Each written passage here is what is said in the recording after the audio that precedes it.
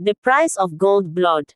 The Okoyes lived in the highbrow streets of Lekki Phase 1, where power generator hummed like background music and wealth was measured by the size of your SUV. To outsiders, they were the picture of success. Chief Okoye, a respected businessman, his elegant wife, Ngozi, and their two sons, Uche, the firstborn, lawyer in London, and Chike, the family's creative dreamer still living at home. But beneath the marble floors and the golden chandeliers, their family bond was cracking quietly, dangerously. It began the day Chief Okoye fell ill. A mild stroke, the doctors said.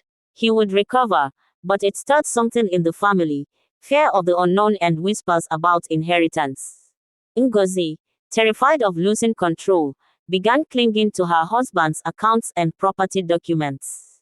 We must be wise, she told herself. But wisdom soon gave way to greed. When Uche flew in from London, his polished accent and foreign suits filled the house with pride and envy alike. Mama, Daddy must update his will, he said one night. You know how people can change stories when a man is weak. Ngozi agreed, but unknown to Uche, she had already done something unthinkable.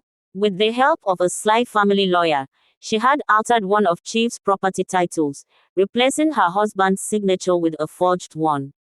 She told herself it was protection, just in case. Only Chike noticed the shift in his mother's eyes, the way she avoided his gaze, the way she clutched her phone. He was the quiet one, often ignored, but his instincts were sharp. He'd overheard fragments of her phone calls. Make sure it looks original. I don't want any trace. Weeks later, Chief Okoye regained strength and requested a meeting. Bring me my documents, he said. I want to set things straight myself. Panic spread through Ngozi's veins. She knew that one look at the files would expose everything. That night, while the house slept, she crept to the study, intending to destroy the forged papers. But Chike was there, sitting in the dark, waiting. Mama, he said softly, what are you doing? She froze. The tremor in her hand betrayed her guilt. Chike, you won't understand, she whispered.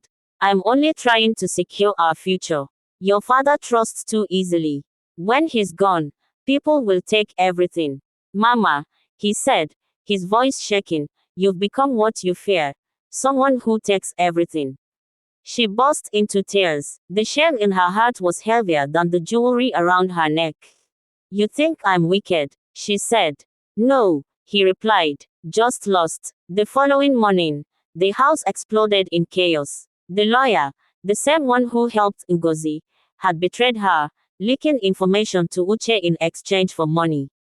Uche stormed in, waving copies of the forged documents. Mama, how could you? He shouted. You forged Daddy's signature. Ngozi dropped to her knees, unable to speak. Chief Okoye sat silently in his wheelchair, the betrayal carved deep in his tired eyes.